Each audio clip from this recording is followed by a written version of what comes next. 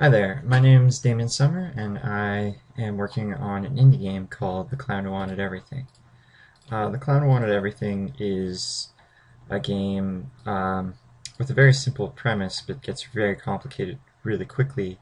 But I sort of build players up to that level. So how it works is I'm just building a quick level here in my little level editor that I've made. How it works is you're supposed to collect every item in the level, and every item adds a little twist to what your clown can do. So, for instance, oops, I actually won't be able to make that. So, for instance, this jump power up will allow me to jump now. The interesting thing comes from everything being bound to the same key. So left and right is not bound, or is independent. But once you get the jump power up, now the action key, which is the one other button in the game, starts doing something. So for instance, if I give you Ghost and Jump, Ghost basically just makes you fall through anything or fall up anything. So every time I jump, I'm also turning on this Ghost power.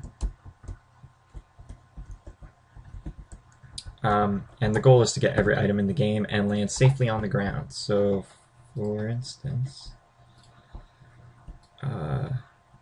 let's do this. So, jump, Ghost, and helicopter. So,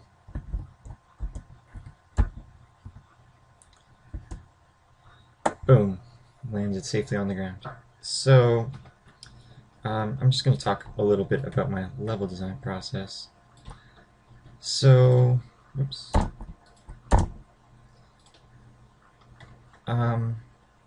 So I'm currently working on remaking like every single level in my game, but I thought I'd start. So I'm starting off with the umbrella. Well, I'm not starting off with the umbrella, but that's one of the earlier items. It's pretty easy to understand how it works. So I've got this initial level that looks sort of, I think, something like this. It's, yeah. So what this teaches is you have to use your umbrella, go over here, and then land over here. But let's say you didn't use the umbrella, right? You wouldn't be able to do it. So you need to know how to use the umbrella to possibly, or to be able to beat this level. But next thing I want to teach is that you can open up your umbrella before you fall. And a lot of players don't pick up on this, so it's sort of something I want to make sure they know. So how I'm going to teach this, and this is level design 101, folks. Force your players into a situation that they cannot possibly get out of without using what you want them to know. And if you can't, trick them into thinking that that's the only way to do it. So for instance, this is going to be my level. So there we go. So crumble blocks are these brown blocks right here, and if you step on them or if you touch them at all, they will quickly disappear soon afterwards and crumble into little pieces. So what I want to teach is that the player can do this basically. They can open up their umbrella and then fall. And this is important for a later level that I'll show you.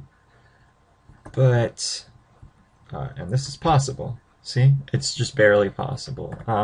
And you don't actually have to, like, you can fall and then open the umbrella and then go, which is what I just did there. But having the spikes there makes the player probably a little nervous, and they know that the crumble blocks crumble already. So they'll probably be like, oh, I better open my umbrella before I fall, so that I can hit that pill, or so that I can drift over and get that pill. This level is actually extremely easy. It just looks hard because the spikes are kind of menacing looking. So yeah, that's it for this level, right? And that level teaches exactly what I wanted to teach it, or I wanted to teach the player. So let's erase this and show you. Actually, let me just load up the other level that I got here. These are little level codes. That's what the levels are built with. So let's load it up. So the reason I wanted to teach that is because then I hit them with this level. And this level, if you didn't have that background knowledge that you could open up your umbrella beforehand, is a little confusing. Hold on, let me quickly make like a side level here, explaining how the double jump works. So, how the double jump works is you get the air jump. Sorry, it's called the air jump. And if you hit the button, I'm not sure if you can hear me hitting the button or not, but if you hit it, it's not going to work. It only works in the air, right? If you try to use it on the ground, you can't. So I can put situations like this, where like, let's say this little area here was the entire level, right? I can put little situations like this, and this is actually impossible to get up there. And, oh, actually, that is possible. That's so cool. Okay, probably going to make a level about that soon afterwards, after this video. But, see, and that's actually my entire dev process. But this level, it's important to know that you can open the umbrella before you fall. The reason that it's important now is because you only get one air jump, right? So let's say you didn't open the umbrella and you wanted to. Let's show you what the level looks like when it's fully completed, right? You're supposed to hold the umbrella open, go around this little path, and then air jump up. If you didn't air jump up at the end, you would fall and hit the spikes and die like this. It would be just not enough to make it. So now, this is an early puzzle, so don't worry about being spoiled. Like, there's a lot more complicated stuff later in the game. But now, let's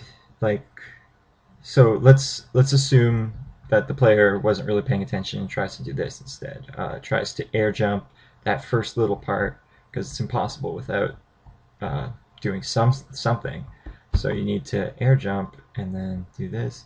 But now they'll be mashing the air jump button and it's not going to work.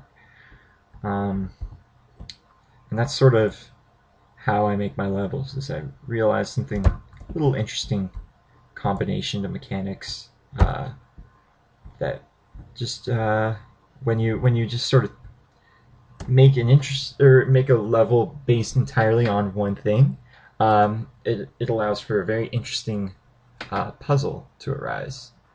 And a lot of players, there was an earlier version of this level, a lot of players really liked that level because it forced them to think in a slightly different way that they hadn't thought of before. And some players would just die repeatedly trying to figure it out. But and then somebody behind them will be like, you know, why don't you try holding the umbrella before you fall off? And then it'll click for them, and they'll be like, that's what I needed to do.